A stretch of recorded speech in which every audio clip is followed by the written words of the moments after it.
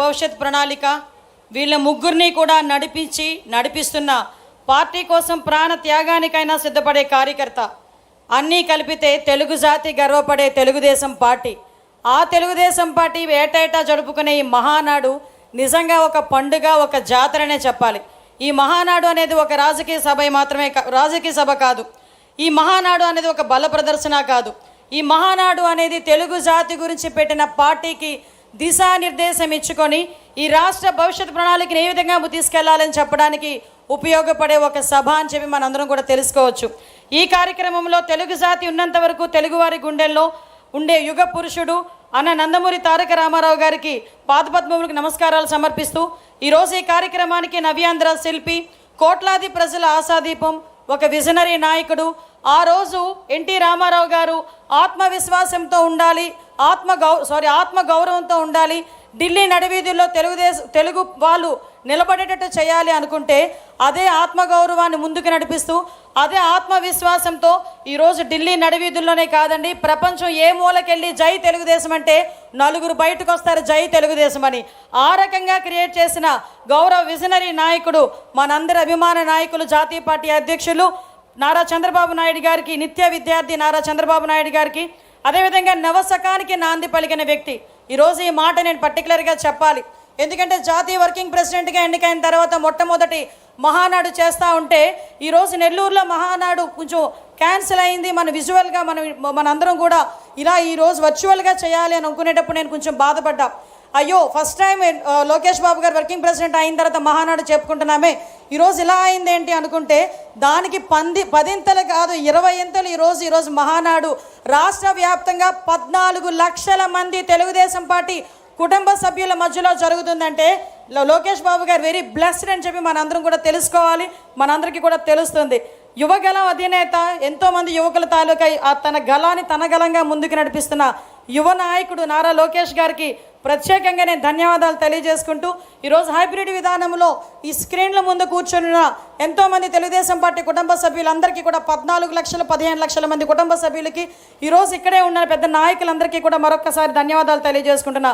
ఈ వేదిక సాక్షిగా అత్యంత ప్రాధాన్యత కలిగిన రాజకీయ తీర్మానంలో బలపరిచే అవకాశం, ఒక సామాన్య కార్యకర్తని అనుకునే చెప్పే కన్నా ఒక సామాన్య టీచర్ని, ఒక సామాన్య కార్యకర్తని, ఎక్కడో వెనకాతల ఎటువంటి రాజకీయ నేపథ్యం లేదు, వెనకాతల ఎక్కడ ఆర్థిక బలం లేదు, అంగబలం లేదు, కేవలం ఒక టీచర్ ఏం చదువుకున్నావమ్మా అని ఆ రోజు రాజకీయాలకు తీసుకొచ్చి ఈరోజు హోమ్ మినిస్టర్ స్థాయిలో నుంచోబెట్టడమే కాకుండా అత్యంత ప్రాధాన్యమైన రాజకీయ తీర్మానంలో బలపరిచే అవకాశం ఇచ్చినందుకు తెలుగుదేశం పార్టీ కార్యకర్తలకే కాదు నాయకుడికి పాదాభివందనం చేసుకుంటూ ఈ అవకాశంలో మీ అందరికీ కూడా తెలియాలి. ఈరోజు ఒక భావోద్వేగం మహానాడు పండుగ అంటేనే. మహానాడు పండుగ ఈరోజు మనం ఏసీ రూమ్లో కూర్చొని మాట్లాడాం, కానీ ఇంతకుముందు మహానాడు పండుగ అంటే కిలోమీటర్ నడవటానికి తుండిగుడ్డలు, పసుపు గుడ్డలు, చవటలు తుడుచుకుంటూ వచ్చిన సందర్భాలు మనం మర్చిపోలే. ఈ రోజు అక్కడ ఏం భోజనాలు పెడతారో భోజనాల గురించి మేము రాలేదు. మండు టెండర్లు, రోహిణీ కార్తెలు అంటే బండరాయిలు కూడా పగిలిపోయి ఎండలో సైతం మహిళలు కూడా పుట్టింటికి వచ్చామని ఆనందంలో తీసుకొచ్చే పరిస్థితిని కూడా చాలా సందర్భాల్లో మనం చూసిన సందర్భం.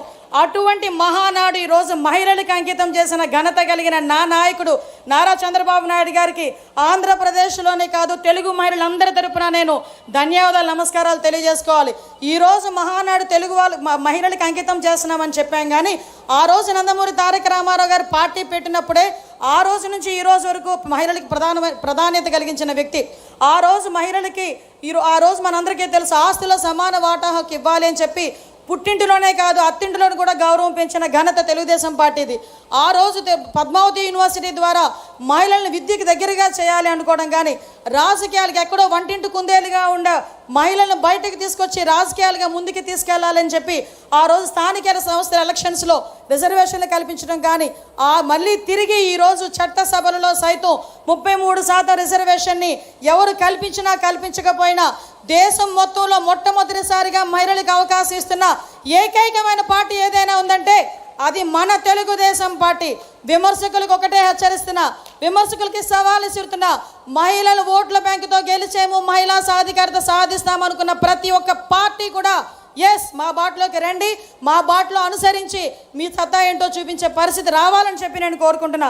మీ అందరికీ తెలుసు, ఆ రోజు మున్సిపల్ కర్ణాల వ్యవస్థల నుంచి ఆ రోజు బయటకు తీసుకొచ్చి మాండలిక వ్యవస్థల నుంచి ముందుకు తీసుకొచ్చి ఆ రోజు గ్రామీణ వ్యవస్థ నుంచి కూడా రాజకీయాలు పరిచయం చేసిన ఘనత, ఆ రోజు 2 రూపాయలకి కిలో బియ్యం ఇచ్చిన, ఆ రోజు పెన్షన్లు ప్రవేశపెట్టిన, జనతా వస్త్రాలు ఇచ్చిన, హౌస్ స్కీమ్ ఇచ్చిన, ఈ రాష్ట్రంలో మొట్టమొదటిగా సంక్షేమం అన్నది అలవాటు చేసిన, సంక్షేమం అన్నది చూపించినా కూడా మొట్టమొదటి పార్టీ తెలుగుదేశం పార్టీ.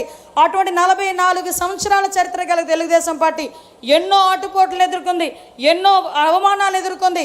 కానీ ఏ రోజైతే అదే లెగసీని ముందుకు తీసుకెళ్ళడానికి తన భుజ స్కంధాల మీద ఈ తెలుగుదేశం పార్టీని వేసుకున్నాడు ఈ మహానుభావుడు చంద్రబాబు నాయుడు గారు. ఎన్నో అవమానాలు పడ్డారు, ఎంతోమంది ఎన్నో మాటలు పడ్డారు, అయినా కూడా ఎక్కడ కొంచెం చెక్కు చెదరలే. ఈరోజు నన్ను నమ్ముకొని కొన్ని కోట్ల మంది కార్యకర్తలు ఉన్నారు. ఆ కార్యకర్తలకి న్యాయం జరగాలి, ఈరోజు మన రాష్ట్రాన్ని బాగు చేయాలి అని 1995లో ఆయన మనకు ముఖ్యమంత్రి అయిన తర్వాత సుమారుగా 2004 వరకు ఆయన తీసుకున్న సంస్కరణలు చూస్తే నిజంగానే తమ్ముడు మొన్న ఆది అన్నాడు ఎన్నో సినిమాలు తీయచ్చు, అందులో సినిమాలు తీశారు కూడా. ఆ రోజు ఉమ్మడి ఆంధ్రప్రదేశ్లో విజన్ 2020 విజన్ పెట్టారు. నేను చెప్పానప్పుడు, నేను చదువుకుంటున్నాను సార్ మీ 2020 విజన్ టైంలో, మీ 2047 విజన్కి మీ మంత్రివర్గంలో నేను ఒక మంత్రిగా ఉన్నాను సార్, అదే నా అదృష్టం అని చాలా సందర్భాల్లో సార్కి చెప్పా. జన్మభూమి కార్యక్రమం అన్నారు, క్లీన్ అండ్ గ్రీన్ అన్నారు, ఇంకుడు గొంతులు అన్నారు, డ్రిప్ ఇరిగేషన్ అన్నారు, విద్యుత్ రంగంలో సంస్కరణలు తీసుకొచ్చారు, ఐటీకి ప్రోత్సాహం ఇచ్చారు. అటువంటి సంస్కరణల నుంచి ఈ రోజు వరకు జన్మభూమి కార్యక్రమాన్ని కాదు, శ్రమదానం కార్యక్రమాన్ని చేశారు. 1995 నాటికి పరిస్థితి ఏందిరా అంటే జీతాలు కూడా ఇచ్చుకోలేని పరిస్థితుల నుంచి 2004 వరకు చూస్తే ఆ రోజు ఆంధ్రప్రదేశ్ని ఐటీ హబ్గా మార్చిన ఘనత కలిగిన నాయకుడు మన నాయకుడు. ఆ తర్వాత పార్టీ మారింది, ఆ తర్వాత ధనయజ్ఞం అన్నారు, ఏదోదో యజ్ఞాలు చేశారు, అవినీతి చేశారు. ఆఖరికి 2014 సరికి మళ్ళా మొత్తం భ్రష్టు పట్టించి మళ్ళా తిరిగి తీసుకొచ్చి దానికి యాడ్ అయింది రాష్ట్ర విభజన. అటువంటి రాష్ట్ర విభజన యాడ్ అయిన తర్వాత అటువంటి సందర్భంలో ఈ రాష్ట్రాన్ని బాగు చేయగలిగే ఏకైక నాయకుడు చంద్రబాబు నాయుడు గారిని తలచిన ఆంధ్రప్రదేశ్ రాష్ట్ర ప్రజలు మళ్ళీ తిరిగి ఒక పట్టం కడితే ఆ రోజు కిరీటం అనుకోలే, ముళ్ళ కిరీటంలా భావించిన పరిస్థితి. అదొక ముళ్ళ కుర్చీ.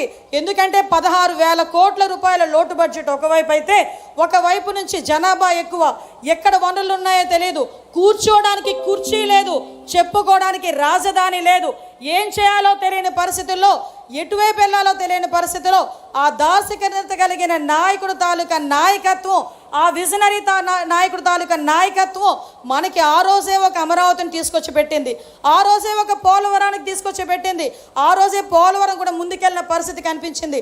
కియా మోటార్స్ లాంటి ఎన్నో సంస్థలు వచ్చినాయి. ఐటీని కూడా ఇక్కడ కూడా డెవలప్ చేయాలని వైజాగ్ని సెంట్రిక్గా చేసుకొని ఆ రోజు ఐటీని డెవలప్ చేసిన పరిస్థితి. ఇలా చూసుకుంటే ఎన్నో సంక్షేమ కార్యక్రమాలు. ఆ రోజు డబ్బులు లేకపోయినా 200 రూపాయల నుంచి 2,000 రూపాయల వరకు పెన్షన్ పెంచిన ఘనత కూడా గౌరవ ముఖ్యమంత్రి గారిది. పసుపు కుంకుమ ఇచ్చి ఆడబిడ్డలను ఆదుకున్న పరిస్థితి కూడా గౌరవ ముఖ్యమంత్రి గారిది. ఆ రోజు నుంచి ఈ రోజు వరకు కూడా మనం చూసుకుంటే ఎన్నో సంస్కరణలు తీసుకొచ్చారు. తర్వాత స్టార్ట్ అయిందండి అసలు బ్యాండ్ బాజా.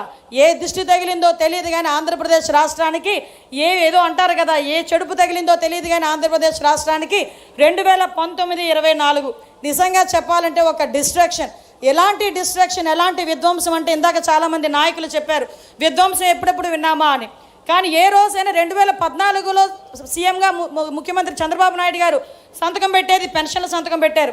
2024లో కూడా మొట్టమొదటి సంతకం మెగా డిఎస్సీ మీద, అదేవిధంగా ల్యాండ్ టైటిలింగ్ యాక్ట్ మీద, అదేవిధంగా మన పెన్షన్స్ మీద పెడితే ఈ మహానుభావుడు గొడ్డలిపాటి నాయకుడు ఆ రోజు ప్రమాణ స్వీకారం చేసిన తర్వాత అతను చేసిన మొట్టమొదటి పని ఏందిరా అంటే ప్రజావేదికని కూల్చడం. ఎంత ప్రజావేదికలో ఐఏఎస్ ఆఫీసర్లతో మీటింగ్ పెడతాడంటే బయటకు వచ్చి దీన్ని కూల్చేయండి అని చెప్పాడంటే ఆ రోజు నుంచి సైకో పరిపాలన కొనసాగింది అని చెప్పడానికి అది మొట్టమొదటి ఉదాహరణగా మనం భావించవచ్చు. ఆ రోజు మొదలైన విధ్వంసం మన చంద్రబాబు నాయుడు గారి ఇంటి దగ్గర తాళ్ళతో గేట్లు కట్టారు. ఆ రోజు మేమందరం కూడా ప్రత్యక్ష సాక్ష్యులమే. మన చంద్రబాబు నాయుడు గారు ఏదైనా విషయం మీద పోరాటం చేయడానికి మన సీఎం గారు వెళ్తే ఆఖరికి ఎందుకు ఇవన్నీ గుర్తు చేస్తాడు, గుర్తు చేయాలి, మనం మర్చిపోకూడదు.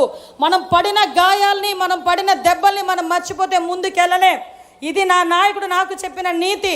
కాబట్టి మీ అందరికీ కూడా ఈరోజు చెప్పాలని ఉద్దేశంతోనే చెప్తున్నా. ఒక 5 నిమిషాలు టైం తీసుకొనైనా ఎందుకు చెప్తున్నానంటే ఆ రోజు కట్టిక నేల మీద ఎయిర్పోర్ట్లో ఎన్నో సందర్భాల్లో కూర్చున్న ప్రత్యక్ష సాక్షులు మేము ఇక్కడ ఉన్న వాళ్ళందరం కూడా అదే రోజు ఎన్నో అవమానాలు పడ్డారు.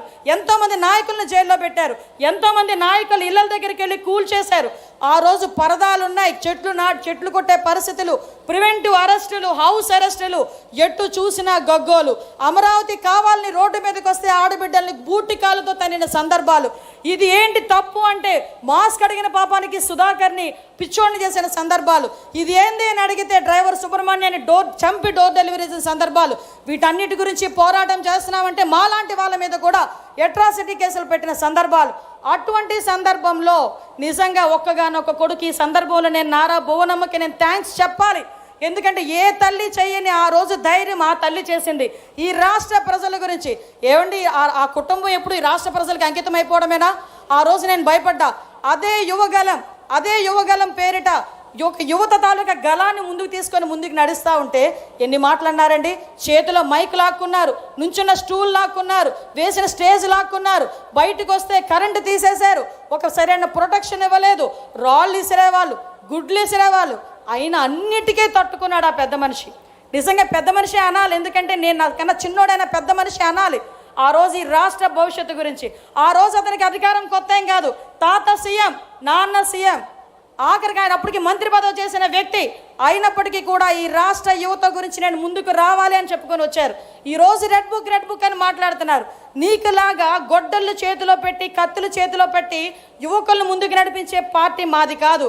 ఆ రోజు నుంచి ఈ రోజు వరకు అతని చేతిలో రాజ్యాంగం ఉంది. ఆ రాజ్యాంగాన్ని పట్టుకునే పాదయాత్ర చేశాడు. ఈ రాజ్యాంగానికి అనుగుణంగా నేను పాదయాత్ర చేస్తున్నా, ఈ రాజ్యాంగానికి అనుగుణంగా నేను పరిపాలన చేస్తామని చెప్పి ఆ రోజు ప్రజల నమ్మకాన్ని చూరగొని ఈరోజు ఈ కుర్చీలో కూర్చున్న సందర్భాన్ని కూడా మేమందరం చెప్పాలి. ఈరోజు అటువంటి సందర్భంలో ఈరోజు మనందరం చూసాం. అధికారం ఉన్నంత వరకు ఒకలాగా ఉంటుంది, అధికారం పోయిన తర్వాత ఒకలా ఉంటుంది. మా అన్నయ్యతో అన్నయ్య ఎందుకన్నారంటారా గొడ్డలపాటి, ఎందుకంటే కొంతమంది ఎట్టకారంగా కూడా అనొచ్చు. ఎందుకంటే మీరందరూ కూడా ఒకసారి మనం ఆలోచన చేసుకుంటే ఈరోజు ఒక పక్క నుంచి 2024లో ఎటువంటి పరిస్థితులు ఆంధ్రప్రదేశ్ రాష్ట్రం మనలందరినీ ఎన్నుకుందో మనకు తెలుసు. ఎక్కడెక్కడ విదేశాల నుంచి వచ్చిన వాళ్ళు కూడా ఓటేయడానికి ఖండాంతరాలు దాటి సప్త సముద్రాలు దాటి ఇక్కడికి వచ్చి ఓటేసి వెళ్ళారంటేనే ఆ రోజు తెలిసింది మన నాయకుడి తాలూకా సత్తా ఏంటో ఈ ప్రపంచానికి, కూటమి తాలూకా సత్తా ఏంటో ఆ రోజు తెలిసింది. ఆ రోజు వచ్చిన తర్వాత నుంచి చిన్న కంపారిజన్ చెప్పాలి. ఆ రోజు ఒక దళితుడిని డోర్ డెలివరీ చేసి చంపేసి డోర్ డెలివరీ చేస్తే అదే చంపిన వాడిని ఇంట్లో పెట్టుకొని కౌన్సిల్కి పంపించి ఈ రోజుకి కూడా రక్షించే ప్రయత్నం చేస్తే నా నాయకుడు, మనందరి నాయకుడు P4 విధానంలో బంగారు కుటుంబాలను తయారు చేయాలని మార్గదర్శులతో కూడా వెళ్ళి ఆ దళిత కుటుంబంలోని తాలూకా విధి విధానాలు ఎలా ఉన్నాయి చూడటానికని వెళ్ళి అదే దళిత కుటుంబం వంటగదిలోకి వెళ్ళి టీ పెట్టి ఆ కుటుంబానికి ఇచ్చి తను కూడా వాళ్ళతో తాగిన నాయకుడు ఎవరైనా ఉన్నారా? నేను ఈరోజు ఛాలెంజ్ చేసి అడుగుతున్నా, అటువంటి నాయకుడు ఎవరైనా ఉన్నారా? నా అదృష్టం ఏంటో చెప్పిన సార్ పెట్టిన టీ నేను కూడా తాగాను. ఆ రోజు నేను కూడా సార్ మీటింగ్లో ఉన్నా. ఆ రోజు నేను అన్నా, సార్ మీరు టీ ఎప్పుడైనా బోనముకి పెట్టించారో లేదో కానీ మా అందరికీ పెట్టే నిజంగా మేము అందరం అదృష్టవంతులం సార్ అని. అటువంటి నాయకుడు అండి నా నాయకుడు. ఏం మాట్లాడతావయ్యా జగన్మోహన్ రెడ్డి, నువ్వు అక్కడెక్కడో కూర్చొని ఏం రాజకీయాలు చేస్తావయ్యా? నీ రాజకీయం ఎలా ఉంటుందో చెప్పనా? బాపట్లలో వరదలు వచ్చి రైతులందరూ కూడా నష్టపోయారంటే వరి కంకులు మునిగిపోయి మనమైతే ఏం చేస్తామండి, ప్యాంటు సగానికి మడత పెట్టేస్తాం. మా సార్ అయితే అది మడత కూడా పెట్టరు, దిగిపోతారు, ఆ బురదలోకే దిగిపోయి ఏం జరిగిందని చూసుకొని దగ్గరికి వెళ్ళి రైతు భుజం మీద చేసి మాట్లాడొస్తారు. కానీ మనాడు హైటెక్ కదా, మనాడు ఏం చేశాడంటే అంతవరకు రెడ్ కార్పెట్ వేసుకున్నాడు. రెడ్ కార్పెట్ మీద వెళ్తే ఇక్కడెక్కడో ఈయన ఉంటాడు, అక్కడెక్కడో రైతు ఆ కంకిలు తీసి ఇలా చూపిస్తుంటాడు అన్నమాట. అప్పుడు ఆయన అది చూసి అది డ్రోన్ షాట్లు వేస్తారు, అది చూసి ఈయన అనుకుంటాడు అనమాట. బుడమేరుకి నేను ప్రత్యక్ష సాక్షిని. బుడమేరు వచ్చినప్పుడు సుమారుగా వారం రోజుల పాటు ఎక్కడ తిన్నారో, ఎక్కడ పడుకున్నారో, ఎక్కడ రెస్ట్ తీసుకున్నారో తెలియదు. తెల్లవారుజాము 4 గంటలకి ఆ రోజు బుడమేరు వచ్చిన రోజు నన్ను చూసి సార్ అన్నారు, అమ్మ అనితే వెళ్ళి పడుకో అని. టైం చూసా 4 అయింది, పర్లేదు లేండి సార్ వెళ్దామండి అన్నా.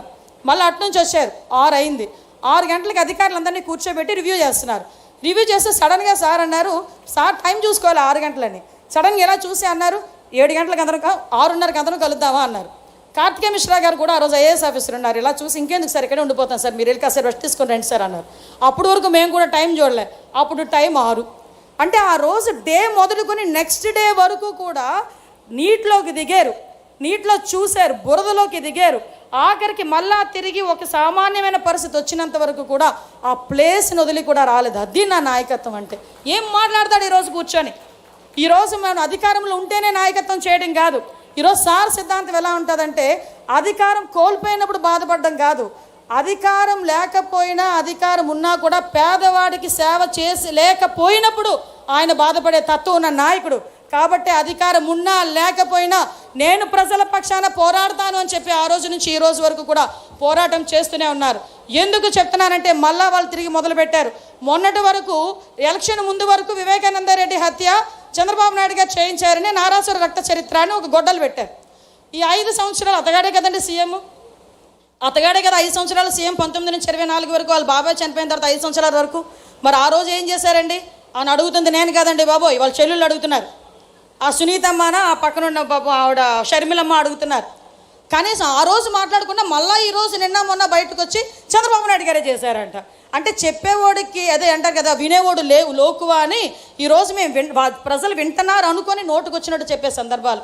నేను ఒకటే చెప్తున్నా, ఇక్కడ చాలామంది కొన్ని లక్షల మంది తెలుగుదేశం పార్టీ కార్యకర్తలు కూర్చున్నారు, కొన్ని లక్షల మంది తెలుగుదేశం పార్టీ కార్యకర్తలు వింటున్నారు మన దిశానిర్దేశం.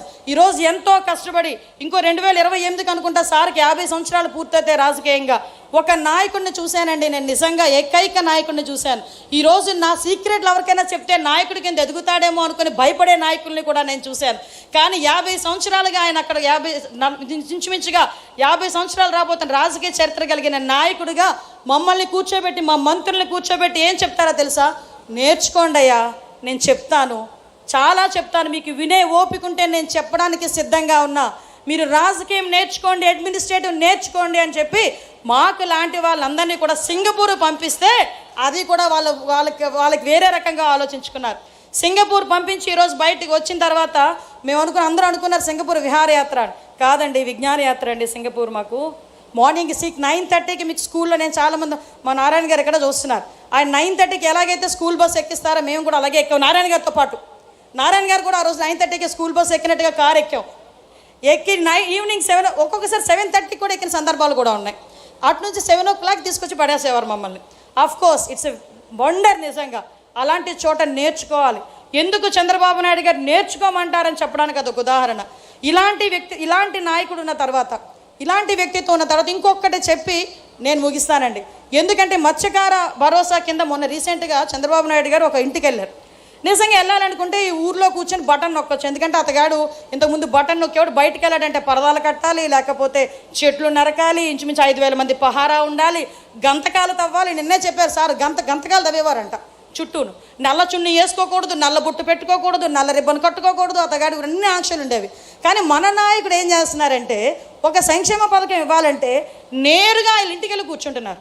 వాళ్ళ ఇంటికి వెళ్ళి ఉండడమే కాకుండా వాళ్ళు చేపలు ఎలా కొంటున్నారు, ఎలా అమ్ముతున్నారు, జీవన విధానాలు తెలుసుకొని ఆయన వాళ్ళతో పాటు, నేను ఎందుకు ఇది మెన్షన్ చేస్తున్నానంటే వాళ్ళతో పాటు కింద కూర్చొని భోజనం చేశారు.